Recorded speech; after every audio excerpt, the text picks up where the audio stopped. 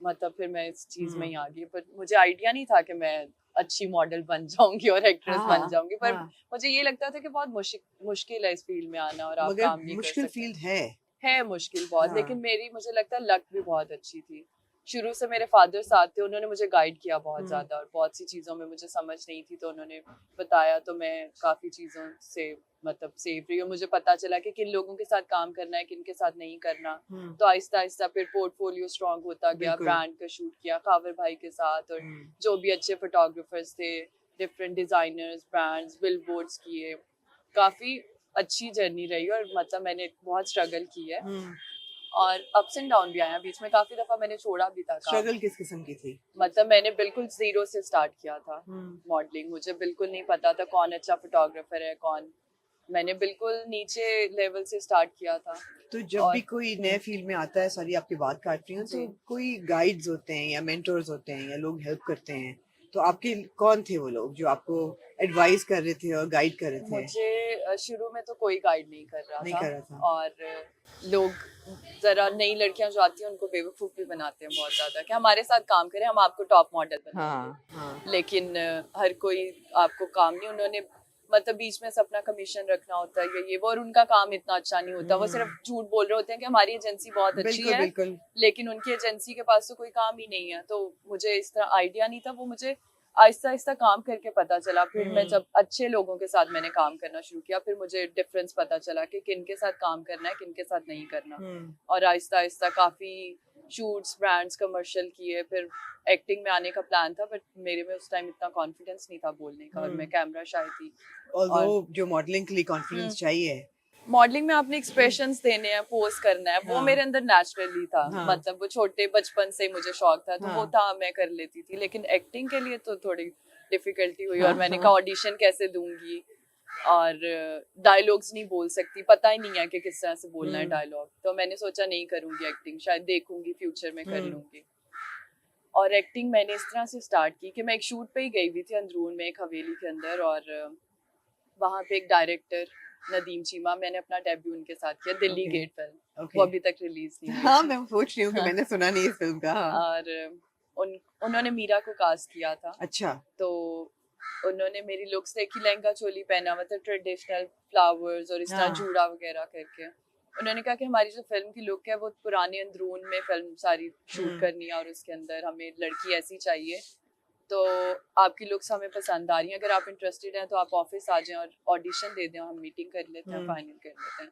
तो मैंने कहा अच्छा चांस है, बड़ी स्क्रीन पे आऊंगी फिल्म में डायरेक्ट, मतलब डेब्यू, और अच्छी बात है। तो मैंने कहा आप मुझे स्क्रिप्ट दें, मैं प्रैक्टिस करती हूँ और फिर मैं ऑडिशन देती हूँ। तो फिर मुझे उन्होंने पूरा करेक्टर की ब्रीफ दी, और उसके बाद मैंने ऑडिशन दिया, उन्होंने मुझे फाइनल कर लिया। फिर मैंने वहां से एक्टिंग स्टार्ट की थी, लेकिन मुझे बिल्कुल आइडिया नहीं था। लेकिन सेट पे जाके आहिस्ता आहिस्ता, जावेद शेख थे उस फिल्म में, यासिर खान थे मेन हीरो, और सुजैन फातिमा मेन लीड पे, और लव ट्रायंगल था। राइट, लेकिन रिलीज नहीं हुई फिल्म। वो अभी तक रिलीज नहीं हुई। हुई। फिर उसके बाद मैंने एक ड्रामा किया थाईलैंड में, तू जिंदगी है, वो पीटीवी के लिए किया था।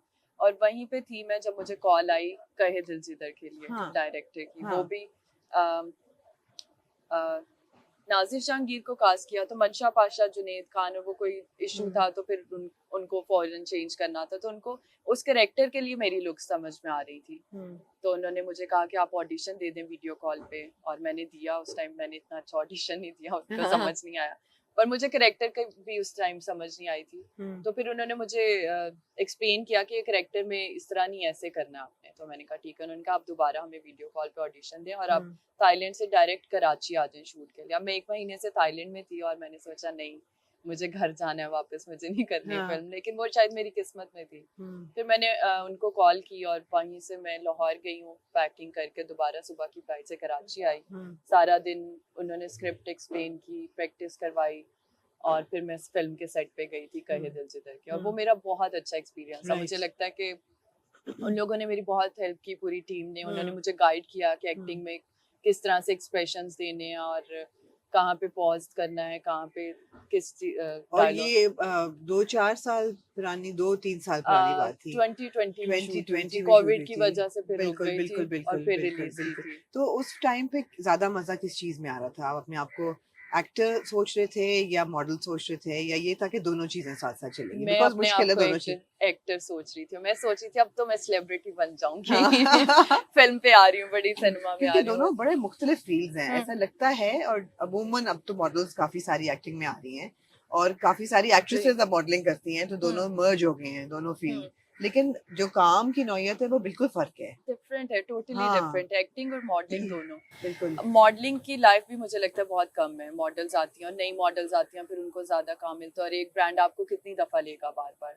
वो सेम फेस से भी लोग भी बोर हो जाते हैं देखे। और एक्टिंग में आप जितना ज्यादा करते जाते हो, आप उतने ज्यादा फेमस और आप सेलिब्रिटी बनते हो। शोज में आपको एज अ शो स्टॉपर बुलाते हैं, बिल्कुल। और कैंपेन्स के लिए बुलाते हैं, शूट की भी हाँ। बजट भी आपका डबल होता है। तो फिर एट द एंड तो एक्टिंग ही, अगर आपने इस फील्ड में काम करना है तो फिर मॉडलिंग कुछ अरसे के लिए कर सकते हैं, लेकिन फिर आप मॉडलिंग एक्टिंग में करते ही आना पड़ता है। बिल्कुल। सो रोमा, मॉडलिंग तो आप कर रहे थे 10 एक साल से, और एक दो ड्रामे भी किए थे और फिल्म भी की थी। सो आप काम तो कर रहे थे, जी। लेकिन सडनली आई थिंक पिछले महीने अक्टूबर में हम्म, सडनली एवरीबडी न्यू कि जी रोमा माइकल कौन है। दो वजूहात थी। एक तो ये आपका ड्रामा चल रहा था इक़्तिदार, इक़्तिदार एकदम हिट हो गया, बड़ा अच्छा चल रहा, आपका कैरेक्टर भी बड़ा अच्छा था, लोगों ने नोटिस किया, उसकी जी। बात भी हो रही है।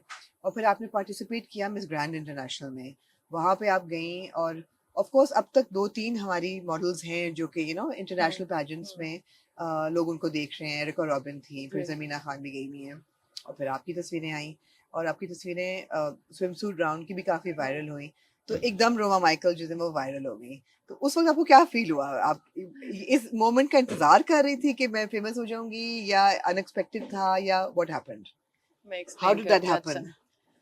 एक तो मैंने ये जाने का डिसीजन इसलिए लिया था क्योंकि I always wanted to do something differently और इंटरनेशनली। तो बिल्कुल। मैंने सोचा कि मुझे जाना और चाहिए। एक पैजेंट आपने पहले भी किया मैंने हुआ एक है। पैजेंट पहले भी किया है, हाँ। और वो बहुत अच्छा एक्सपीरियंस था, क्योंकि इंटरनेशनली काम का एक्सपोजर बिल्कुल डिफरेंट है। आपको राइट। वो टीम और सब कुछ इतना प्रोफेशनल होता है। वो जर्नी बहुत अच्छी थी मेरी। तो मैंने सोचा कि मेरा मिस यूनिवर्स मिस हो गया, तो मैं मिस ग्रैंड में पार्टिसिपेट राइट। करती हूँ। और मुझे आइडिया नहीं था। मैंने उनको बोला था कि मैं स्विम सूट नहीं पहनूंगी क्योंकि मैं पाकिस्तान को रिप्रेजेंट कर रही हूँ और प्रॉब्लम होगा मेरे लिए, लेकिन उनका फॉर्मेट था, उन्होंने अलाउ नहीं किया। उन्होंने सबको सेम स्विम सूट दिए थे। और फिर मैंने सोचा कि मैं पोस्ट नहीं करूंगी, मैं उसको एज अ काम अपने करती हूँ, सबने सेम पहना हुआ है, लेकिन मैं उसको सोशल मीडिया पे नहीं लगाऊंगी। और मैंने ऐसा बिल्कुल नहीं सोचा था कि मैं इसकी वजह से वायरल हो जाऊंगी या और इतना प्रॉब्लम या होगा। या और वो बहुत अनएक्सपेक्टेड था। और उस टाइम तो मैं डिप्रेशन में गई हूँ, क्योंकि जब मुझे सबके स्क्रीनशॉट्स आए हैं और मैसेजेस, तो मुझे सबने कहा वापस पाकिस्तान मत आना, तुम्हारे साथ अब बहुत बुरा है। रियली? तो मैं तो उस टाइम बैठ के रो रही थी, लिटरली मैं बहुत डिप्रेशन में गई हूँ, और मैं रो रही हूँ कि अब मैं क्या करूँ, मैं घर भी नहीं जा सकती अपने। मैंने गलत डिसीजन लिया, मुझे नहीं करना चाहिए था, बट शायद मैं मुझे आना ही नहीं चाहिए हाँ, था मैं यहाँ समझने पे। की कोशिश कर रही हूँ कि आपके जहन में ये था कि मैं कर लूंगी हम्म पार्टिसिपेट, लेकिन तस्वीरें पहले भी नहीं निकली हम्म थी 2023 के हम्म पैजेंट की, तो नहीं होंगी, और कल्चरल सेंसिटिविटीज का ख्याल रखूंगी, पाकिस्तान में किसी को पता हम्म चलेगा। यही ऐसा ही यही था ना? था मेरा पॉइंट, कि पेजेंट इंटरनेशनली और बाहर की कंट्री में हो रहा है, तो वहाँ के लोग देख रहे हैं, यहाँ के लोग नहीं देख रहे। हम्म। तो मुझे नहीं आइडिया था कि ये इतनी ज्यादा वायरल हो जाएगी। और उस टाइम तो मुझे रिग्रेट हुआ था बहुत ज्यादा, लेकिन मैंने इसमें पार्टिसिपेट भी इसलिए किया था कि मुझे इंटरनेशनली काम की अपॉर्चुनिटीज मिली, राइट और जो कि राइट। मुझे मिल रही हैं। और फिर मुझे लगा कि शायद ठीक है, कुछ बेहतरी भी हुई होगी इस शो के बाद, मुझे अच्छा काम मिल रहा है राइट। इंटरनेशनली, जो कि मुझे करना था। बट हाँ, स्विम सूट वाला पार्ट थोड़ा बीच में हो गया। मेरे ख्याल अगर इक्तदार ना चल रहा होता, इतना पॉपुलर ना होता, तो फिर भी लोग उनको ना पता चलता। इतना नहीं पता चलता। इक़्तिदार की वजह से भी सबने बोला ये अमल है, इक़्तिदार वाली अमल है।